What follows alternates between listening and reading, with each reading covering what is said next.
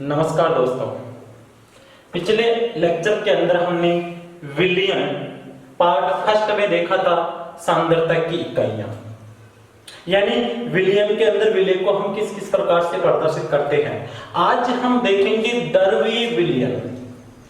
विलियन तीन प्रकार के होते हैं, एक तो होता है द्रवीय विलियन, एक होता है गैसीय विलियन, एक होता है ठोसीय विलियन। लेकिन हम आज पढ़ेंगे द्रवीय विलियन।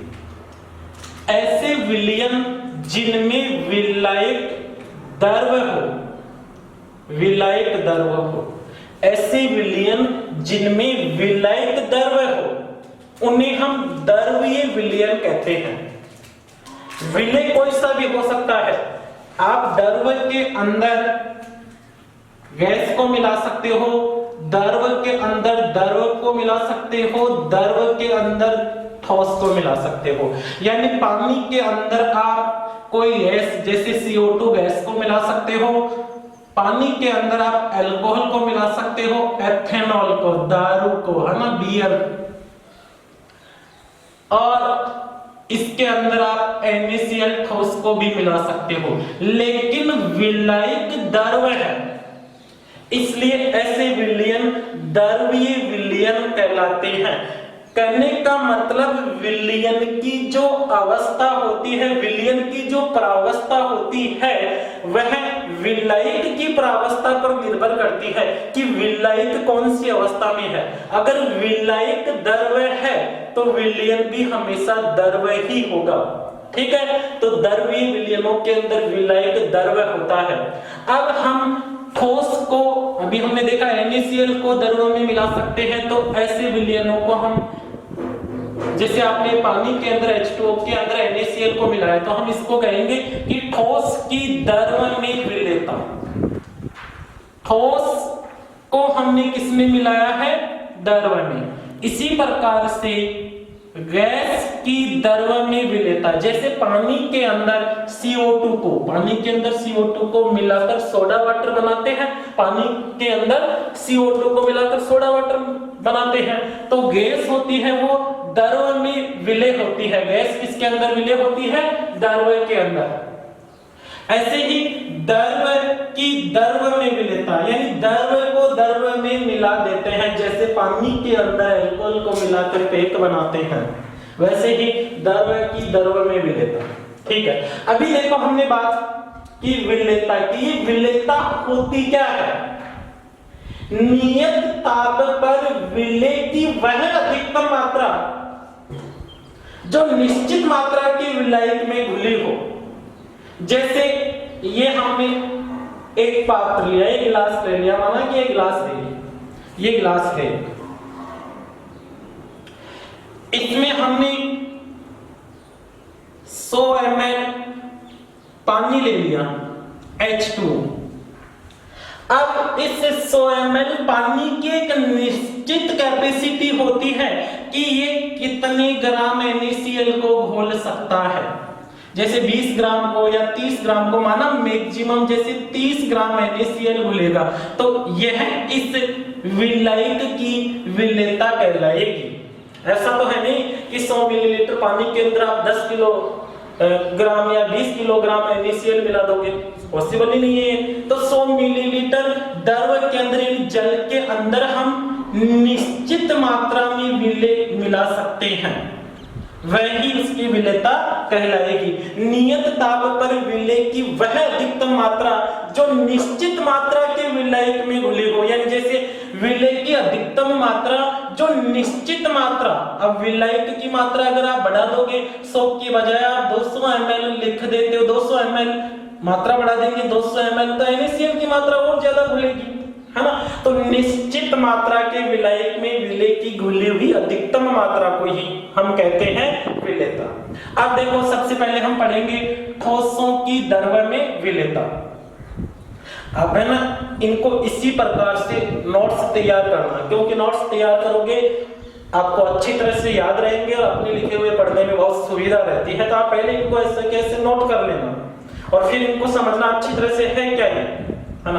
तो सबसे पहले हम ठोसों की द्रव में विलेयता हम पढ़ेंगे केवल द्रव के अंदर। जैसे ये हमने एक कंटेन लिया है, ये हमने एक पात्र लिया है और इसके अंदर ये जैसे जल ले लिया, कोई भी विलायक ले लिया हमने, अभी हम जल की बात करते हैं, तो इस द्रव में ठोस को मिलाना है, केवल जैसे NaCl को शक्कर को मिलाना है या और कोई साल्ट जैसे KCl को मिलाना है, तो ठोसों की द्रव में विलेयता। ठीक है, अब इसको हम परिभाषित कैसे करेंगे कि अभी हमने कहा कि विलायक की निश्चित मात्रा में विलेय की घुली हुई अधिकतम मात्रा, वैसे ही हम यहाँ कहेंगे कि 100 ग्राम द्रव विलायक में, विलायक हमने क्या लिया है द्रव, 100 ग्राम द्रव विलायक में घुले ठोस पदार्थ की अधिकतम मात्रा, कि 100 ग्राम जो विलायक लिया है उसमें ठोस पदार्थ की अधिकतम कितनी मात्रा घुल सकती है, उसी को हम कहते हैं ठोसों की द्रव में विलेयता। ठीक है, 100 ग्राम द्रव विलायक में, द्रव विलायक, विलायक कैसा है द्रव है, कोई सा भी हो सकता है द्रव है। ज्यादातर हम जल की बात करते हैं क्योंकि समझने में आसानी रहती है, ज्यादा हम देखते भी पानी कोई है, अल्कोहल की बात अलग होती है। 100 ग्राम ये द्रव विलायक है और इसमें मैक्सिमम कितना हम विलेय मिला सकते हैं, उस विलेय की मात्रा को ही, उस ठोस पदार्थ की मात्रा को ही ठोस की विलेयता कहते हैं। अब इस विलेयता को प्रभावित करने वाले कारकों की बात करें हम, कि जैसे आपने पानी के अंदर 30 ग्राम 100 मिलीलीटर पानी के अंदर 30 ग्राम NaCl मिला दिया, तो इस NaCl जो इसके अंदर घुल रहा है, इसको कौन कौन से कारक प्रभावित कर सकते हैं। सबसे पहला कारक है विलेय विलायक की प्रकृति, यानी जो विलेय है और जो विलायक हम मिलाते हैं उसकी प्रकृति किस प्रकार से इनको प्रभावित करेगी। अगर प्रकृति की बात करें तो सबसे पहले देखते हैं हम ऐसे विलेय जो आयनिक प्रकृति के होते हैं, कहने का मतलब लवण होते हैं, आयनिक प्रकृति के विलेय होते हैं, वो ध्रुवीय विलायकों में घुलते हैं। आयनिक प्रकृति के जो विलेय होते हैं, या और भी सिंपल भाषा में कहें तो ध्रुवीय विलेय ध्रुवीय विलायकों में, क्योंकि इनके बीच में जो अन्योन्य क्रियाएं होती है, जो अंतराण्विक आकर्षण बल होते हैं वो समान होते हैं और समान आकर्षण बल वाले अणु ही उनमें घुल सकते हैं। तो जैसे KCl एक ध्रुवीय है क्योंकि K पॉजिटिव होता है और Cl नेगेटिव होता है, ये पॉजिटिव और ये नेगेटिव, इनको हम जल में आसानी से घोल सकते हैं क्योंकि जल H2O, तो जल एक ध्रुवीय विलायक होता है, जल में हाइड्रोजन पर पॉजिटिव चार्ज होता है, ऑक्सीजन पर नेगेटिव चार्ज होता है, क्योंकि ऑक्सीजन की इलेक्ट्रॉन नेगेटिविटी अधिक होती है, ऑक्सीजन की विद्युत ऋणता अधिक होती है, विद्युत ऋणता अधिक होने के कारण ही ये हाइड्रोजन की तरफ से इलेक्ट्रॉनों को अपनी ओर खींच लेता है। अब इलेक्ट्रॉनों को अपनी ओर खींच लेगा तो हाइड्रोजन के ऊपर पॉजिटिव चार्ज आएगा और इस पॉजिटिव चार्ज आने के कारण ये ध्रुवीय हो जाता है, ऑक्सीजन पर नेगेटिव चार्ज आ जाता है। तो ध्रुवीय विलायकों में ध्रुवीय विलेय घुलेंगे। ठीक है, इसी प्रकार से अध्रुवीय विलेय होते हैं, वो अध्रुवीय विलायकों में घुलते हैं, क्योंकि मैंने कहा अंतराण्विक आकर्षण बल या अंतराण्विक जो बंध होते हैं वो सेम होते हैं। जैसे आयोडीन के अणुओं के बीच में देखें, बेंजीन अणुओं के बीच में देखें, तो इनके बीच में जो अट्रैक्शन फोर्स है, आयोडीन का अणु दूसरा मान लेते हैं, इनके बीच में जो अट्रैक्शन फोर्स है, बेंजीन के बीच में जो अट्रैक्शन फोर्स है, इन दोनों को मिलाएंगे तो ऐसा ही आकर्षण इनके बीच में होगा। ठीक है, तो अध्रुवीय विलेय होते हैं वो अध्रुवीय विलायकों में घुलते हैं। जैसे आयोडीन अध्रुवीय प्रकृति का होता है, बता सकते हो अध्रुवीय क्यों होता है। जैसे आयोडीन और आयोडीन, अब दोनों की इलेक्ट्रॉन नेगेटिविटी समान होने के कारण ना तो बॉन्ड के इलेक्ट्रॉन इस आयोडीन के पास आएंगे, ना ही बॉन्ड के इलेक्ट्रॉन इस आयोडीन के पास आएंगे, तो दोनों की इलेक्ट्रॉन नेगेटिविटी समान होने के कारण, विद्युत ऋणता समान होने के कारण ये अध्रुवीय है, इसमें किसी प्रकार की ध्रुवता उत्पन्न नहीं होती है। सेम कंडीशन बेंजीन के अंदर भी, क्योंकि 6 कार्बन परमाणु होते हैं, आपस में बॉन्डेड रहते हैं, सभी कार्बन परमाणुओं का संकरण सेम है, इसलिए इनकी इलेक्ट्रॉन नेगेटिविटी भी समान होती है। अगर CCl4 की बात करें तो ये भी अध्रुवीय होता है, क्योंकि कार्बन का जो यहाँ पर संकरण है वो sp3 संकरण है, यानी 4 बॉन्ड सिंगल बॉन्ड है, चारों सिग्मा बॉन्ड है। अब सिंगल बॉन्ड होने के कारण यानी इसका संकर्ण sp3 होने के कारण इसकी ज्यामिति है, इसकी संरचना है वो चतुष्फलकीय होती है। चारों फलकों पर समान परमाणु होने के कारण,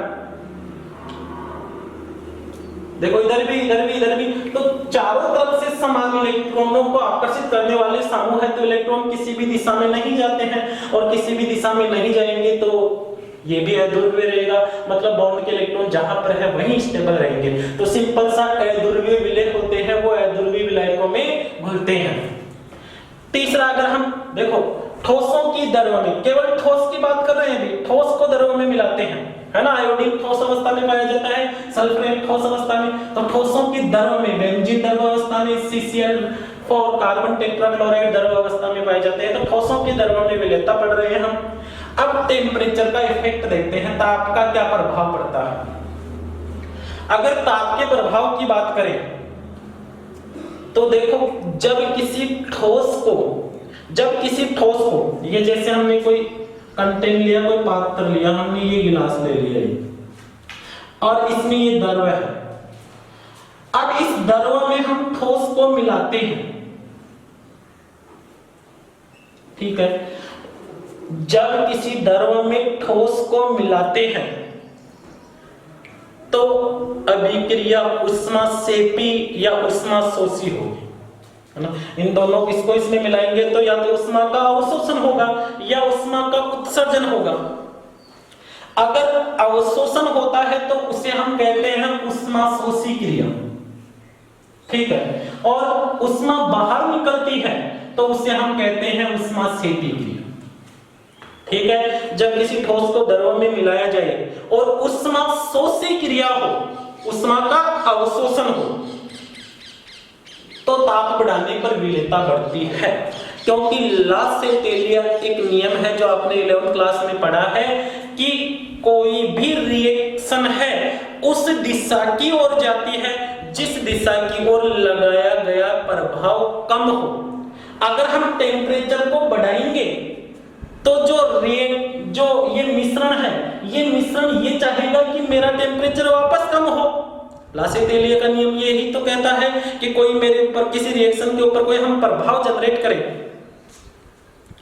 तो जो रिएक्शन है, जो मिश्रण है, वो ये चाहेगा कि जो प्रभाव मेरे ऊपर लग रहा है वो कम हो जाए, ठीक है। इसी प्रकार हमने यहाँ पर ताप बढ़ाया तो ये जो मिश्रण है ये चाहेगा कि ताप कम हो, और ताप कम कब होगा जब ऊष्मा का अवशोषण होगा।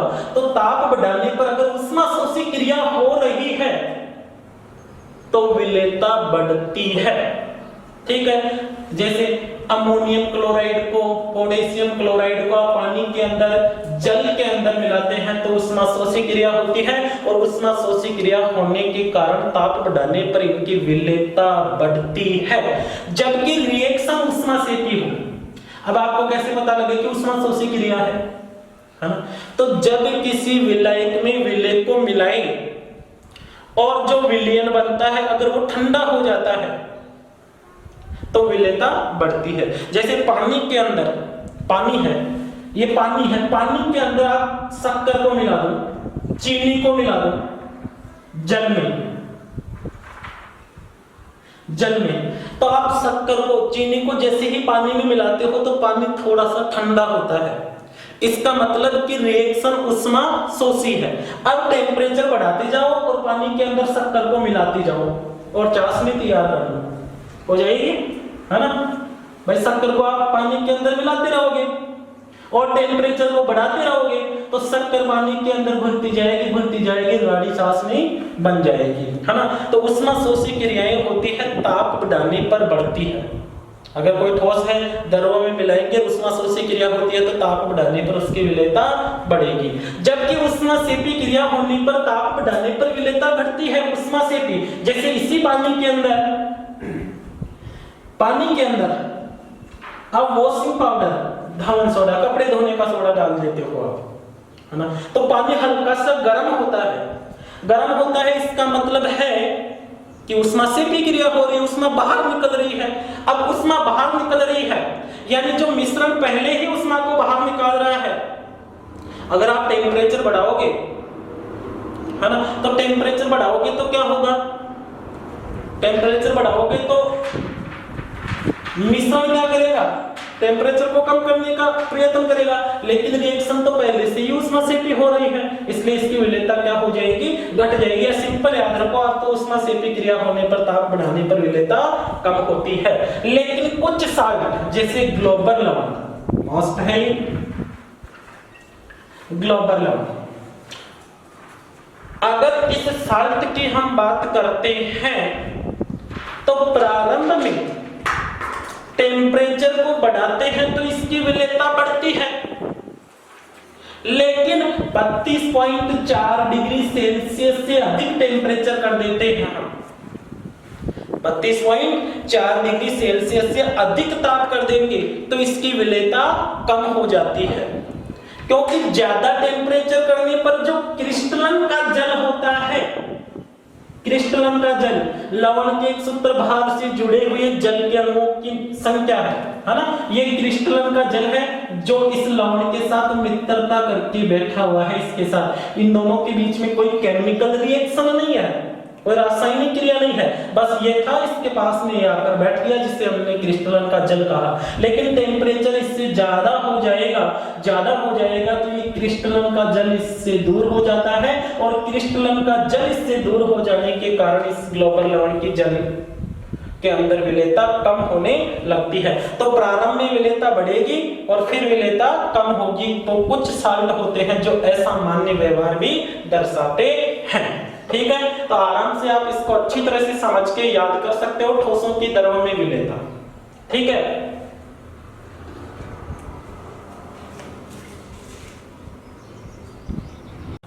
देखो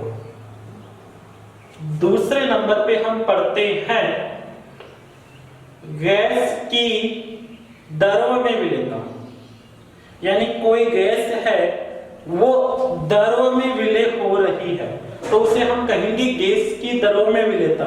इसे हम अवशोषण गुणांक के द्वारा भी प्रदर्शित करते हैं।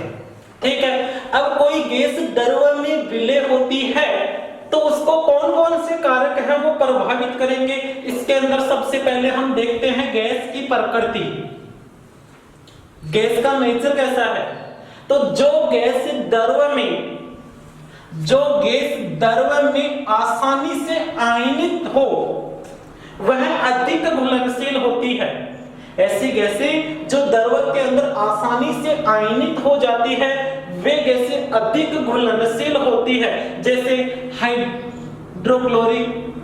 हाइड्रोक्लोरीन है HCl, अमोनिया है, सल्फर डाइऑक्साइड है, ये ऐसी गैसें हैं अगर इनको द्रव में हम मिलाएंगे और वो उसमें आयनित हो जाएगी तो इनकी विलेयता बढ़ेगी। जैसे बात करें हम HCl को अगर पानी के अंदर मिला दें, HCl को पानी के अंदर मिला दें तो ये HCl है वो आयनित हो जाती है और आयनित होकर हाइड्रोनियम आयन H3O+ और Cl- का निर्माण करती है ना। HCl को पानी के अंदर हमने मिलाया तो HCl गैस आयनित होकर हाइड्रोनियम आयन और क्लोराइड आयन का निर्माण कर लेती है, इसलिए इसकी जल में विलेयता अधिक होती है। ऐसे ही अगर HCl के स्थान पर हम अमोनिया गैस को लेते हैं तो अमोनिया गैस पानी के अंदर अमोनियम आयन बनाती है, NH4+ और OH- आयन, है ना। तो ऐसी गैसें जो पानी में घुलकर आयनित हो जाती है अधिक घुलनशील होती है, और जो गैसें आयनित नहीं हो पाती वह कम घुलनशील होती है। जैसे ऑक्सीजन, अगर ऑक्सीजन को आप पानी के अंदर मिलाते हो तो ये पानी के साथ क्रिया पानी के अंदर आयनित नहीं होगी, तो इसकी विलेयता कम होगी। तो जो विलायक से यानी द्रव के साथ आयनित होगी अधिक घुलनशील होगी, और जो आयनित नहीं होती है वे गैसें कम घुलनशील होती है। ठीक है, दूसरा प्रभाव हम देखें टेम्परेचर का, ताप का क्या प्रभाव होता है गैसों की द्रव में विलेयता पर, ताप का प्रभाव। तो ध्यान देना, किसी गैस को द्रव में मिलाएंगे तो सदैव ऊष्माक्षेपी क्रिया होगी। एक दो इसके अपवाद भी हैं, एक दो गैसें हैं वो अपवाद है, जैसे हाइड्रोजन वगैरह ना, उनको अलग से देख लेंगे हम। अभी बात करें ताप के प्रभाव में कि कोई भी गैस है अगर हम उसको द्रव के अंदर मिलाएं, पानी के अंदर मिलाएं, है ना, तो उसकी क्रिया होगी, उसकी जो विलेयता होगी वो सदैव ऊष्मासेपी होती है। किसी भी गैस को, कोई भी गैस है, अगर उसको हम द्रव के अंदर मिलाएंगे तो क्रिया कैसी होगी? ऊष्मासेपी। और क्रिया ऊष्मासेपी होगी तो ताप बढ़ाने पर विलेयता घटती है। ताप बढ़ाने पर विलेयता घटती है। आप पानी को गर्म करो, आप पानी को गर्म करो तो पानी के अंदर से बुलबुले निकलते हैं बाहर। क्यों? क्योंकि ताप बढ़ाएंगे तो इस पानी में जो गैस घुली हुई है वह गैस की, उस गैस की विलेयता कम होगी, और विलेयता कम होगी तो ये इस पानी से बाहर निकलने लगेगी। तो ताप बढ़ाने पर गैस की द्रव में विलेयता घटती है, और गैस की द्रव में विलेयता घटने के, क्योंकि गैस होती है उसको द्रव में मिलाते हैं तो ऊष्मासेपी क्रिया होती है, और ऊष्मासेपी क्रियाओं की विलेयता हमेशा कम होती है टेम्परेचर बढ़ाने पर। इसी प्रकार से अगर हम दाब की बात करें तो दाब बढ़ाने पर गैस की द्रव में विलेयता बढ़ती है। ठीक है, कोई भी गैस है ना, जैसे एक कंटेनर लेते हैं हम ये, और यहां पर हमने एक पिस्टन लगा दिया, ये पिस्टन है, यहां तक इसमें द्रव भरा हुआ है। ठीक है, यहां पे कोई गैस है। अब अगर हम दाब बढ़ाएं, यानी यहां पर कोई वेट रखें, वजन रखें, है ना, तो ये पिस्टन नीचे की ओर आएगा, ये पिस्टन नीचे की ओर आएगा। पिस्टन नीचे की ओर आएगा तो ये गैस है वो इस द्रव के अंदर घुलेगी। अगर हम दाब बढ़ाएंगे तो ये गैस है इस द्रव में घुलेगी। तो दाब बढ़ाने पर गैस की द्रव में विलेयता बढ़ती है। इसे हेनरी नियम की सहायता से समझाते हैं। हेनरी नामक वैज्ञानिक था, उन्होंने एक प्रयोग करके इसको समझाया था, है ना। तो हेनरी ने क्या नियम दिया था कि कोई भी द्रव है, ये जैसे कोई द्रव है, इस द्रव में जो गैस की मोल भिन्न है, मोल भिन्न एक मात्रा होती है, जैसे इसमें कोई ए और बी मिले हुए हैं, जैसे बी तो जल है और ए कोई गैस है, N2 या और कोई गैस, है ना। तो मोल भिन्न ये दर्शाती है कि बी की मात्रा इस विलयन में कितनी है और ए की मात्रा इसमें कितनी है। ठीक है, जो ज्यादा मात्रा में होगा उसकी मोल भिन्न ज्यादा होगी। ठीक है, तो हेनरी का नियम ये बताता है कि किसी द्रव में जो गैस घुली हुई है उस गैस का जो प्रेशर होगा, जो दाब होगा, वो इस पात्र में यानी उस विलयन में उपस्थित गैस की मात्रा, कहने का मतलब गैस की मोल भिन्न के समानुपाती होगा। यानी इस विलयन के अंदर जो गैस है, अगर वो गैस अधिक मात्रा में है तो उसका प्रेशर भी अधिक होगा, और कम मात्रा में है तो उसका दाब भी कम होगा। प्रेशर ज्यादा होगा क्योंकि गैस ज्यादा होगी। ठीक है, गैस ज्यादा होगी तो मोल भिन्न उसकी ज्यादा होगी। भाई जो जितनी मात्रा में है उसकी मोल भिन्न उतनी ही अधिक होती है। तो हेनरी का नियम सिंपल सा है कि किसी गैस का वाष्प अवस्था में आंशिक दाब, किसी गैस का विलयन अवस्था में, किसी गैस का वाष्प अवस्था में आंशिक दाब विलयन में गैस की मोल अंश के समानुपाती होता है। किसी गैस का वाष्प अवस्था में आंशिक दाब, है ना, यानी ये जो गैस है इसका आंशिक दाब है वो इस विलयन में उपस्थित गैस की मोल अंश के समानुपाती होता है। इसे हेनरी के नियम की सहायता से समझते हैं। देखो हेनरी ने क्या कहा था कि किसी द्रव में घुली हुई, ये जैसे कोई पात्र है और इसमें ये द्रव है, यहां पर हमने एक पिस्टन लगा दिया है, ये द्रव है, ये गैस है। अब यहां पर अगर हम वेट रखेंगे, वजन रखेंगे, बाहर बढ़ाएंगे तो ये गैस इसके अंदर ज्यादा होगी। गैस इसके अंदर ज्यादा होती है तो मोलंस की मात्रा भी बढ़ती है, क्योंकि गैस की मात्रा बढ़ेगी। मोलंस क्या है? मोलंस क्या है भाई? विलयन में संगठक अवयवों की मात्रा को ही तो बताता है। जैसे कोई विलयन है, इस विलयन में ए भी घुला हुआ है, बी भी घुला हुआ है, तो A का मोल अंश होगा वो A की मात्रा को दर्शाएगा, B का मोल अंश होगा वो B की मात्रा को दर्शाएगा। ठीक है, तो हेनरी ने क्या कहा था कि किसी विलयन में किसी गैस का जो आंशिक दाब होता है वो उस गैस की मोल अंश के समानुपाती होता है, यानी गैस का दाब होगा वो गैस की मोल अंश के समानुपाती होगा। और समानुपाती के लिए हमने एक नियतांक लगाया है जिसे हेनरी नियतांक कहते हैं। ये हेनरी नियतांक ताप के ऊपर निर्भर करता है, ताप बढ़ाएंगे तो हेनरी नियतांक का मान भी बढ़ेगा। ठीक है, P समानुपाती अक्स, P तो क्या है दाब, गैस का आंशिक दाब, गैस का आंशिक दाब, अक्स क्या है गैस की मोल भिन्न या मोल अंश, गैस की मोल भिन्न है, जबकि KH हेनरी नियतांक है जो टेम्परेचर के ऊपर निर्भर करता है। अब देखो KH का मान बढ़ने पर विलेयता घटती है, समझना इसको। KH बराबर हम इसको लिख सकते हैं KH बराबर P अपॉन अक्स। अब KH का मान घटता है, इस KH का मान घटता है, या बात करें इसके अकॉर्डिंग KH का मान बढ़ता है। अब ये मान बढ़ेगा कब, जब अक्स का मान कम होगा तभी तो KH का मान बढ़ेगा। भाई ये संख्या अगर छोटी होगी तभी तो इसका भाग देंगे तो आंसर बढ़े जाएंगे।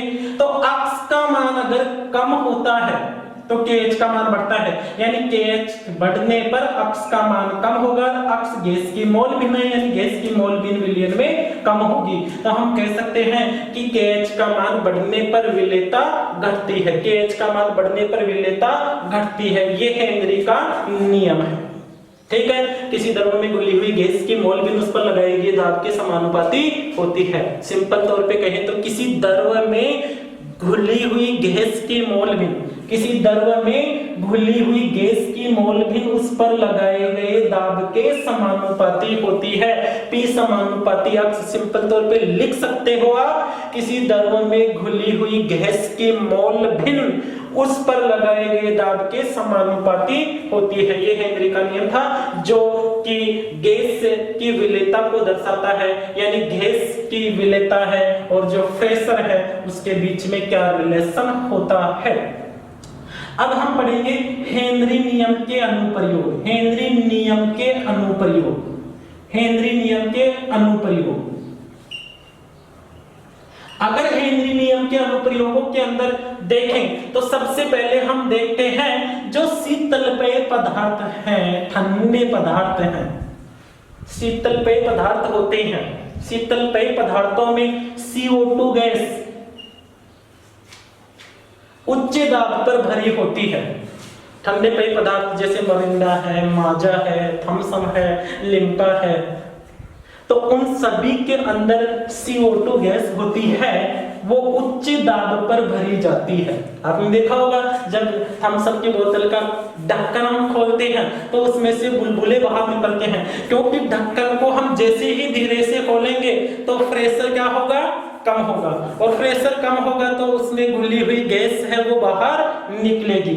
तो शीतलपेय पदार्थ होते हैं, उन पदार्थों के अंदर CO2 गैस होती है, वो उच्च दाब पर भरी जाती है। ये हेनरी नियम का फर्स्ट अनुप्रयोग है। शीतलपेय पदार्थों में, ठंडे पीने वाले पदार्थों में CO2 गैस उच्च दाब पर भरी जाती है। शीतलपेय पदार्थों में CO2 गैस उच्च दाब पर भरी जाती है। ये हेनरी का अनुप्रयोग है। दूसरा होता है बेंस। ये बेंस क्या होता है इसको भी हम समझते हैं, ध्यान देना। बेंस क्या होता है, देखो समुद्री गोताखोर जब समुद्र की गहराई में जाता है, हम मानते हैं ये एक समुद्र है, जैसे ये समुद्र है और ये समुद्री गोताखोर है कोई जो अभी सतह के ऊपर ही है, ठीक है। अब समुद्री गोताखोर अंदर जाएगा, अभी यहां पर तो केवल वायु का दाब है, वायु दाब, लेकिन अंदर जाएगा तो वायु दाब के साथ साथ और कौन सा दाब उत्पन्न हो जाएगा, जल का दाब भी लगेगा। अब और भी गहराई में जाएगा तो दाब और ज्यादा हो जाएगा, दाब बढ़ेगा। समुद्री गोताखोर जब समुद्र की गहराई में जाता जाएगा तो उस पर लगने वाला दाब बढ़ेगा। अब दाब बढ़ेगा तो समुद्री गोताखोर का जो रुधिर है उसमें ऑक्सीजन, नाइट्रोजन आदि गैसों की विलेयता बढ़ेगी, क्योंकि द्रव में गैस की विलेयता दाब बढ़ाने पर बढ़ती है। अब समुद्री गोताखोर समुद्र की गहराई में जाएगा तो दाब बढ़ेगा, दाब बढ़ेगा तो रुधिर में ऑक्सीजन की, नाइट्रोजन की मैक्सिमम मात्रा में ये गैसें ही होती है, तो इनकी विलेयता बढ़ेगी। ठीक है, कोई नुकसान नहीं होगा, विलेयता बढ़ेगी। लेकिन जब समुद्री गोताखोर वापस ऊपर की ओर आएगा, ऊपर की ओर आएगा तो दाब क्या होगा, अचानक से कम होगा। भाई पहले तो गया दाब बढ़ता गया, नीचे गया दाब बढ़ा, रुधिर के अंदर गैस की मात्रा बढ़ गई। लेकिन जैसे ही नीचे से वापस ऊपर आया तो दाब में क्या हुई, कमी हुई। और दाब में कमी होते ही जो रुधिर था उसमें घुली हुई गैस बाहर निकलने लगी। देखो नॉर्मल तौर पर जो गैस निकलती है वो फेफड़ों से होती हुई बाहर निकलती है, लेकिन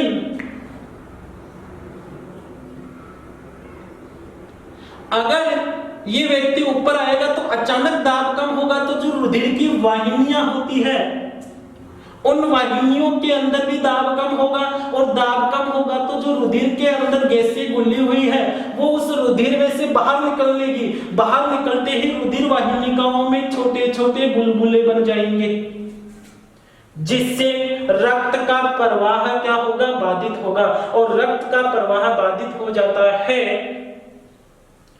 तो एक औपचारिक स्थिति उत्पन्न होती है, यानी उस व्यक्ति की मृत्यु भी हो सकती है इससे।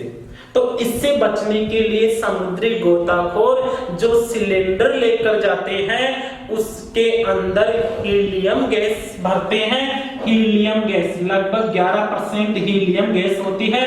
हीलियम गैस होने के कारण, क्योंकि हीलियम गैस होती है उसकी विलेयता कम होती है। ये गैस है उत्कृष्ट गैसों के अंदर आती है और इसकी विलेयता कम होती है, इसलिए 11% हीलियम गैस उस सिलेंडर के अंदर भरकर ले जाई जाती है, जिससे कि रुधिर के अंदर गैसों की विलेयता दाब बढ़ने से भी कम ही हो। ठीक है। तीसरा होता है, इस स्थिति को हम बैंड्स कहते हैं, जो अभी हमने बताया ना कि समुद्री गोताखोर गहराई में जाएगा तो दाब बढ़ेगा तो रुधिर में गैसों की विलेयता बढ़ेगी, लेकिन वापस ऊपर आएगा तो दाब कम होगा। दाब कम होगा तो रुधिर में घुली हुई गैसें बाहर निकलेगी, तो रुधिर वाहिनिकाओं के अंदर जो गैसें हैं उनके बुलबुले बन जाएंगे। उस कंडीशन को हम बोलते हैं बैंड्स। और इससे बचने के लिए समुद्री गोताखोर जो सिलेंडर लेकर जाता है उसमें कौन सी गैस भरता है, हीलियम गैस भरता है, जिसकी विलेयता कम होती है। अब बात करें हम, एक एनॉक्सिया भी होता है। एनॉक्सिया, एनॉक्सिया क्या है? जब पहाड़ी क्षेत्रों के ऊपर व्यक्ति जाते हैं तो पहाड़ी क्षेत्र पर ऊपर चला जाएगा, पहाड़ के ऊपर चला गया, ऊपर जा रहा है, ऊपर जाएगा तो दाब कम ही होगा, वायु दाब कम हो जाता है ऊपर। दाब कम होगा तो रुधिर में ऑक्सीजन की मात्रा क्या होगी, कम होगी, क्योंकि गैस की विलेयता कम होगी ना दाब कम होने पर, है ना। और जैसे जैसे ऊपर बढ़ता जाएगा दाब कम होता जाएगा, दाब कम होता जाएगा तो रुधिर में ऑक्सीजन की विलेयता क्या होती है, कम हो जाती है, जिससे व्यक्ति की सोचने समझने की क्षमता कम होती है। इस स्थिति को हम कहते हैं एनॉक्सिया। ठीक है, बता सकते हो आप, है ना। अब हम पढ़ेंगे, अभी हमने बात की गैस की द्रव में विलेयता, अब पढ़ेंगे हम द्रव विलयन। द्रव विलयनों का वास्ता। तीसरा, द्रव की द्रव में विलेयता, है ना। इसको हम समझते हैं द्रव विलयनों के वाष्प दाब से। अब ये वाष्प दाब क्या होता है, सबसे पहले तो इसकी बात करें हम। वाष्प दाब, वाष्प दाब वाष्प द्वारा द्रव की सतह पर डाला गया दाब वाष्प दाब कहलाता है। जैसे ये कोई पात्र है, इसमें पानी भरा हुआ है और ये पानी वाष्पित होकर ऊपर जाएगा। ऊपर जाते समय इस द्रव की सतह पर जो दाब डालेगा, भाई आपने न्यूटन के नियमों में पढ़ा है ना, प्रतिक्रिया के विपरीत प्रतिक्रिया होती है। तो जैसे ही ये वाष्प ऊपर की ओर जाएगी तो नीचे की ओर दाब तो लगाएगी, उसी दाब को हम कहते हैं वाष्प दाब।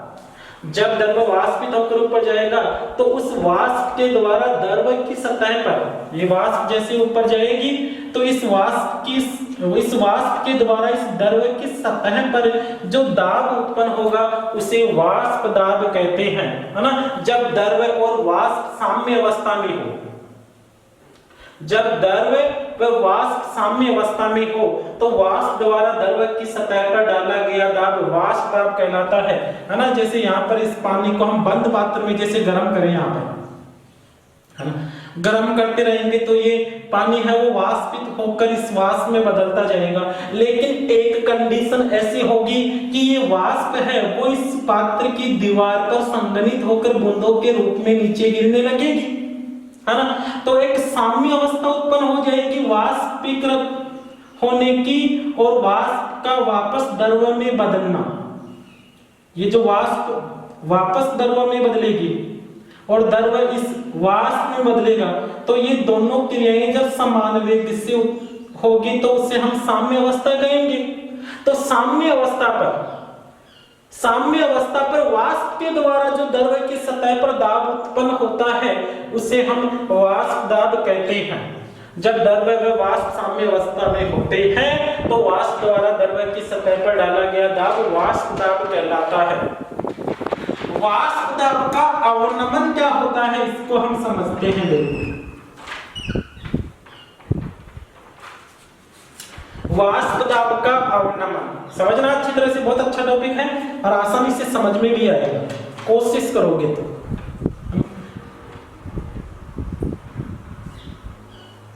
ये जैसे पानी भरा हुआ है, अब इसका वाष्पीकरण हो रहा है, ठीक है। जब इस पानी के अंदर, पानी को हम क्या माने, शुद्ध विलायक, ठीक है। तो जब किसी विलायक में हम अवाष्पशील विलेय मिला दें, जब किसी विलायक में अवाष्पशील विलेय मिला दें, जैसे पानी है शुद्ध विलायक है, वाष्पशील है, वाष्पीकरण होता है पानी का, लेकिन इसके अंदर हमने अवाष्पशील विलेय मिला दिया, जैसे लवण मिला दिया, समझने के लिए लिख देते हैं NaCl मिलाया हमने।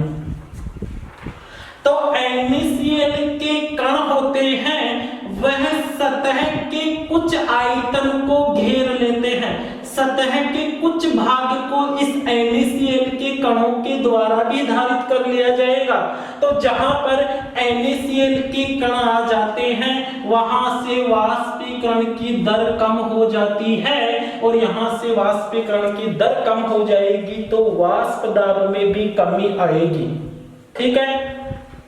फिर देखो, पानी था, वाष्पीकरण हो रहा था, लेकिन हमने अवाष्पशील विलेय मिला दिया। विलेय मिलाते ही बताओ ये क्या बना, अब विलयन बन गया। अब हमने विलेय मिलाया तो विलयन बन गया।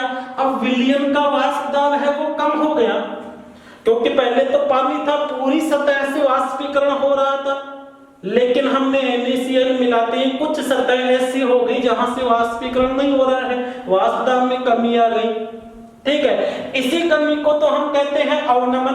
देखो हमने लिखा है कि जब किसी वाष्पशील विलायक में अवाष्पशील विलेय मिलाया जाता है, अवाष्पशील विलेय मिलाया जाता है तो बने विलयन का जो विलयन बन गया है उस विलयन का वाष्प दाब शुद्ध विलायक के वाष्प दाब से कम हो जाता है। उस विलयन का वाष्प दाब शुद्ध विलायक के वाष्प दाब से कम हो जाता है। माना जैसे ये शुद्ध विलायक है, शुद्ध विलायक, और ये लवण है NaCl। माना शुद्ध विलायक का वाष्प दाब हमने लिखा P0 B लिख दिया या 1 लिख दिया, P0 1। ठीक है, अब इसमें हमने NaCl मिलाया, NaCl मिलाते ही ये क्या बन गया, NaCl का विलयन, NaCl का विलयन। तो विलयन का वाष्प दाब हमने मान लिया P। तो P तो कम ही रहेगा ना, क्योंकि नमक मिलाते हैं वाष्प दाब में कमी आ जाती है, और वाष्प दाब में इसी कमी को हम क्या कहते हैं, वाष्प दाब का अवनमन कहते हैं। तो वाष्प दाब अवनमन क्या कहलाएगा, वाष्प दाब अवनमन हो जाएगा, जिसको हम डेल्टा P से लिखेंगे। ये डेल्टा P क्या होगा, P0 B मान लेते हैं शुद्ध विलायक माइनस P। ठीक है, यानी शुद्ध विलायक के वाष्प दाब से विलयन का वाष्प दाब कम हो जाता है, और जितना कम होगा उस होने वाली कमी को ही वाष्प दाब का अवनमन कहते हैं। जब किसी वाष्पशील विलायक में अवाष्पशील विलय मिलाते हैं तो बने विलयन का वाष्प दाब शुद्ध विलायक के वाष्प दाब से कम हो जाता है। वाष्प दाब में होने वाली इसी कमी को वाष्प दाब का अवनमन कहते हैं। यहाँ पे P0 B तो क्या है, शुद्ध विलायक का वाष्प दाब, और P क्या है, विलयन का वाष्प दाब। सिंपल याद रखो कि पानी के अंदर अगर लवण मिलाएंगे तो वाष्प दाब कम होगा, और उसी कमी को हम वाष्प दाब का अवनमन, जितना कम होता जाएगा उस कमी को ही हम क्या कहेंगे, वाष्प दाब का अवनमन कहते हैं। ठीक है, तो विलयनों के वाष्प दाब और विलयन की सांद्रता को सर्वप्रथम संबंधित किया था राउले, जिसे एनसीईआरटी ने राउल्ट भी लिखा है। तो राउले या राउल्ट के नियम जिसने क्या किया था, वाष्प दाब अवनमन और विलयन की सांद्रता के बीच में रिलेशन निकाला था। तो अब हम पढ़ेंगे राउले के नियम, राउल्ट के नियम। ठीक है, तो शुरुआत करते हैं राउल के नियम की। ये तो समझ में आ गया होगा आपके स्पष्ट रूप से कि वाष्प दाब क्या होता है। जब द्रव वाष्पशाम अवस्था में होते हैं तो वाष्प द्वारा द्रव की सतह पर डाला गया दाब, ये भी समझ में आ गया होगा कि जब वाष्पशील विलायक में अवाष्पशील विलय मिलाते हैं तो जो विलयन बनता है उसका वाष्प दाब कम हो जाता है विलायक की अपेक्षा, जिसे वाष्प दाब का अवनमन। तो इस अवनमन और विलय की जो सांद्रता, विलयन की जो सांद्रता है उसके बीच में संबंध स्थापित किया था राउल ने अलग अलग बुक्स में इसको अलग अलग नाम से लिखा है। तो अब शुरुआत करते हैं हम राउल के नियमों की।